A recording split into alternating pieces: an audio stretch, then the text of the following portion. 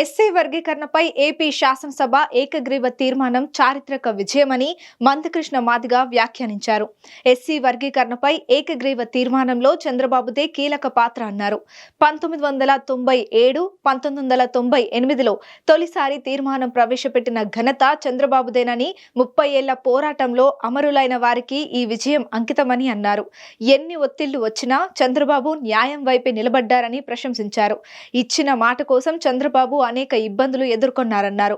చంద్రబాబు తల్లి ఆశీస్సులు తీసుకొని 1997లో పాదయాత్ర ప్రారంభించానని మోదీ, అమిత్ షా, వెంకయ్య, కిషన్ రెడ్డి తమకు అండగా నిలిచారన్నారు. మాదిగల ఉద్యమాన్ని గుర్తు చేస్తూ పవన్ కళ్యాణ్ కూడా మద్దతిచ్చారన్నారు. జగన్ ఉంటే ఎస్సీ వర్గీకరణను ఇక చూసేవాళ్లం కాదని మందకృష్ణ తెలిపారు.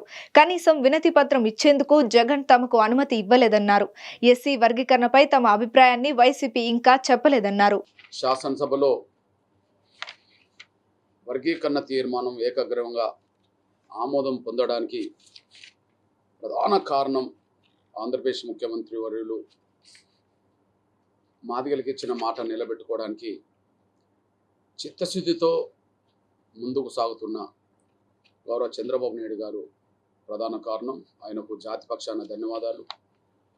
ఉప ముఖ్యమంత్రి వర్యులు కూడా ఎస్సీ వర్గీకరణ ఉద్యమాన్ని, మాదిగల అస్తిత్వ పోరాటాన్ని శాసనసభలో చాలా గొప్పగా స్పందిస్తూ మాట్లాడడం జరిగింది. వర్గీకరణకు మద్దతుగా నిలబడ్డ జనసేన అధినేత ఉప ముఖ్యమంత్రి వర్యులు సోదరులు పవన్ కళ్యాణ్ గారికి కూడా ధన్యవాదాలు.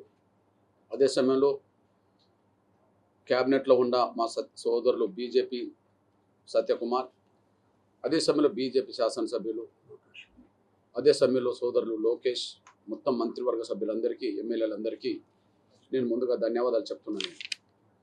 అదే సమయంలో మేము బయట ఎంఆర్పిఎస్ పరంగా, అనుబంధ విభాగాల పరంగా ఎంత ప్రయత్నాలు చేసినా, పోరాటం చేస్తున్నా, అంతర్గతంగా మా జాతి పెద్దలు, తెలుగుదేశంలో పడే మా జాతి పెద్దలు, మా సోదరులు కూడా అంతే తపనతో ఈ వర్గీకరణ అంశాన్ని ముందుకు తీసుకెళ్లే ప్రయత్నంలో చాలా కీలకం భూమిక పోషించారు. అందులో పార్టీలోనే మా పెద్ద దిక్కు, జాతికి పెద్ద దిక్కు గౌరవ నారా చంద్రబాబు నాయుడు గారికి ఒక నమ్మకస్తుడైన స్నేహితుడు, సోదరుడు మా వర్లరామన్న మొదటి నుంచి ఈ వర్గీకరణ ప్రయత్నంలో చాలా కీలకమైన భూమిక మొదటి నుంచి పోషిస్తూ వచ్చాడు. ఇప్పుడు కూడా అదే పాత్ర ముందుకు సాగించాడు. అన్నకు ధన్యవాదాలు. అట్లనే మా సోదరిమణి ఇవాళ ఆంధ్రప్రదేశ్ గౌరవ చంద్రబాబు నాయుడు గారి మంత్రివర్గంలో హోంశాఖకు నాయకత్వం వహిస్తున్న, బాధ్యతగా పనిచేస్తున్న మా సోదరి వంగలపూడి అనిత గారు కూడా ఇందులో చాలా కీలకమైన భూమిక పోషించారు. అదే సమయంలో ఎంఆర్పిఎస్ ఉద్యమంలో పనిచేసిన మా తమ్ముడు మడకశిర ఎమ్మెల్యే ఎంఎస్ రాజు కూడా యువ నాయకుడిగా రాష్ట్ర వ్యాప్తంగా ఎస్సీసీఎల్కి అధ్యక్షత వహించి వర్గీకరణ పోరాటంలో కీలక భూమిక పోషించిన తమ్ముడు ఎంఎస్ రాజు, అదే సమయంలో మా వర్లరామన్న కుమారుడు, అదే సమయంలో కమిట్మెంట్ గల యువనేత మా తమ్ముడు పామర్ ఎమ్మెల్యే కుమార్ రాజా వర్ల, అదే సమయంలో గోపాలపురం ఎమ్మెల్యే వెంకటరాజు, రామాంజనేయులు, పత్తిపాడు ఐఏఎస్ అధికారిగా ఉన్న రోజుల నుంచి కూడా జాతి పక్షాన ప్రేమతో ఏ సమయంలో, ఏ సందర్భంలో ఆయన సహకారం ఉన్నా కూడా అందించే మా పెద్దలు పత్తిపాడు ఎమ్మెల్యే గారు, రామాంజనేయులు, అదే సమయంలో చింతలపూడి నా సోదరులు సొంగ రోషన్ ఈ వర్గీకరణ ప్రయత్నం ముందుకు సాగే విషయంలో చాలా కీలక భూమిక పోషించారు. జాతి పక్షాన, ఎంఆర్పిఎస్ పక్షాన నా జాతి బిడ్డలు, నా అన్నలు, నా తమ్ములు, నా చెల్లెలందరికీ కూడా నేను ధన్యవాదాలు, అభినందనలు తెలియజేస్తున్నాను. ఇచ్చిన మాట నిలబెట్టుకోవడానికి చంద్రబాబు నాయుడు గారిలో ఎంత తాపత్రయం ఉన్నదో, ఆయన కష్ట సమయాల్లో ఎంఆర్పిఎస్ కూడా అదే సమాన స్థాయిలో ఆయన కండగా నిలబడుతూ వచ్చేసారు. ఇచ్చిన మాట నిలబెట్టుకోవడానికి ఆయన నిజాయితీ పాత్ర పోషించాడు. మేము కృతజ్ఞత చూపెట్టడానికి మేము నిజాయితీగా పనిచేసుకుంటూ వచ్చేసాం. మీరు పాదయాత్ర గుర్తు చేశారు కాబట్టి నేను ఆ మాట చెప్తున్నా.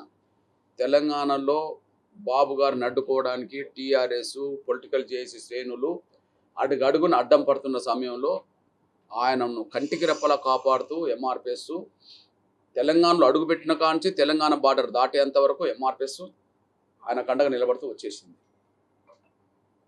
మీకోసం వస్తున్న పాదయాత్ర అనే దాంట్లో వచ్చిన పుస్తకంలో ఎంఆర్పిఎస్ నన్ను కంటికి రెప్పలా కాపాడుకుంటూ వచ్చింది, నాకు రక్షణ కవచంగా ఎంఆర్పిఎస్ మారింది అని చెప్పి ఆయన రాసుకుంటాడు. అంటే ఆ స్థాయిలో బాబు గారు ఎంతైతే ఇచ్చిన మాట నిలబెట్టుకోవడానికి కష్టపడ్డాడో మేము కూడా ప్రతి కష్ట సమయంలో కూడా మొన్న మీరు చూడండి ఒక బహిరంగ సభలో చెప్పేశాడు. మేము నమ్మాము. బాబు గారు ఏమన్నారు, నేనే చేశాను వర్గీకరణ, మళ్ళీ నేనే చేస్తాను, గతంలో చేసింది నేనే, చేయబోయేది నేనే అని కూడా చెప్పాడు. ఎస్, మేము దాన్ని అంతకంటే ఎక్కువ విశ్వసిస్తాం.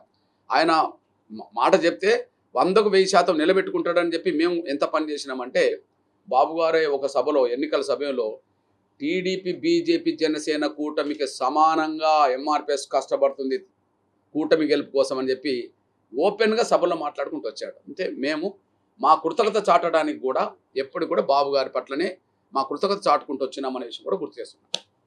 సోదరులు వాళ్ళ కీలకమైన భాగస్వామి సోదరులు పవన్ కళ్యాణ్ గారు మనసా వాచ దాన్ని సమర్థించారు.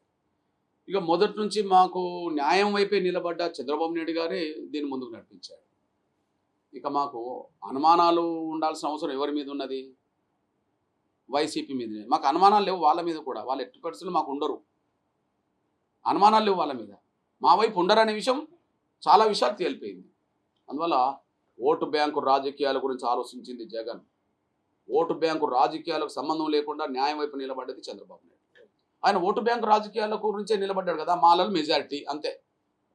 మరి వాళ్ళ నాన్న వర్గీకరణ సపోర్ట్ చేసినోడే కదా, ఉమ్మడి ఆంధ్రప్రదేశ్లో వాళ్ళ నాన్న సపోర్ట్ చేసినాడు కదా. నాన్న ఆశయాలకు అనుగుణంగా నేను పార్టీ పెట్టినా నేను అన్నాడు కదా. గతంలో ఈయన కూడా ఉమ్మడి ఆంధ్రప్రదేశ్ ఉన్నప్పుడు లేఖ కూడా రాసిండు కదా ప్రధానమంత్రికి. ఇడుపులపాయలో జరిగిన మొదటి ప్లీనరీ సమావేశంలో వర్గీకరణ కనుక తీర్మానం కూడా చేసిండు కదా. ఇప్పుడు మళ్ళీ ఎందుకు వెనుకకు పోయిండు బాబు గారు? ఉమ్మడి ఆంధ్రప్రదేశ్లో ఎట్లున్నాడో ఇప్పుడు అట్లనే ఉన్నాడు. ఓకే, మరి ఉమ్మడి ఆంధ్రప్రదేశ్లో మీ తండ్రి మీరు కూడా మాకు అనుకూలంగా ఉన్నారు కదా, ఇప్పుడు ఈ ఆంధ్రప్రదేశ్లో ఎందుకు వెనుకకు పోయిండ్రు అంటే ఇప్పుడున్న ఆంధ్రప్రదేశ్లో మాలలు మెజారిటీ అంతే కదా.